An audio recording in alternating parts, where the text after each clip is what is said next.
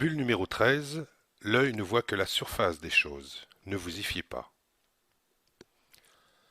Pour revenir un moment sur l'utilité de développer notre instinct et de profiter de cet atout dans certaines situations, illustrons le fait que, bien souvent, nous sommes tentés de nous laisser séduire par des solutions rapides, faciles et qui nous paraissent évidentes.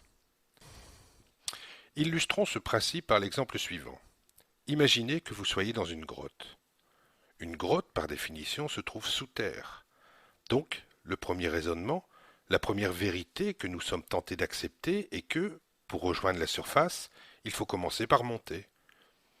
Parfois, la vie semble nous montrer une route qui se dirige effectivement dans la bonne direction, mais qui ne mène pas à l'objectif voulu. Si nous n'avons pas pris soin d'étudier cette route et de la choisir avec notre cœur plutôt qu'avec notre réflexion, il y a de fortes chances qu'elle mène également à une impasse. Bien que dans la grotte nous soyons dans le noir et à l'humidité, pour trouver la bonne route, il va peut-être nous falloir descendre encore plus bas, nous mouiller encore plus, pour nous aventurer sur une route qui s'avère plus longue et plus difficile, mais qui au moins nous permettra de rétablir l'équilibre des choses. En résumé, bien que la grotte soit sous terre, pour s'en sortir, il faut parfois commencer par descendre encore plus bas. N'oublions jamais que le principal et le plus important est l'objectif à atteindre.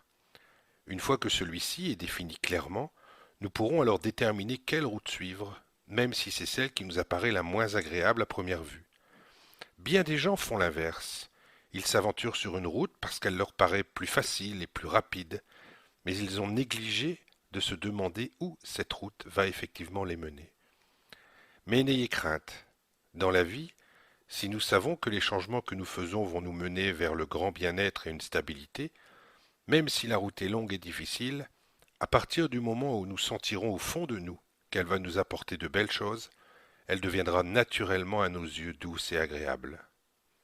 Pour ce faire, il va falloir apprendre à regarder les choses et les situations avec autre chose que nos yeux.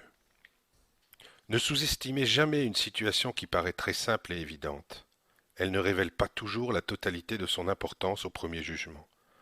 Prenez le temps de connaître les détails. Faites des hypothèses sur la possibilité qu'il existe des choses que vous n'ayez pas prises en compte ou envisagées parce qu'elles ne sont pas forcément évidentes ni visibles. Faire trop d'hypothèses sur une situation donnée est très rarement nuisible, même si ces hypothèses vous paraissent très peu probables.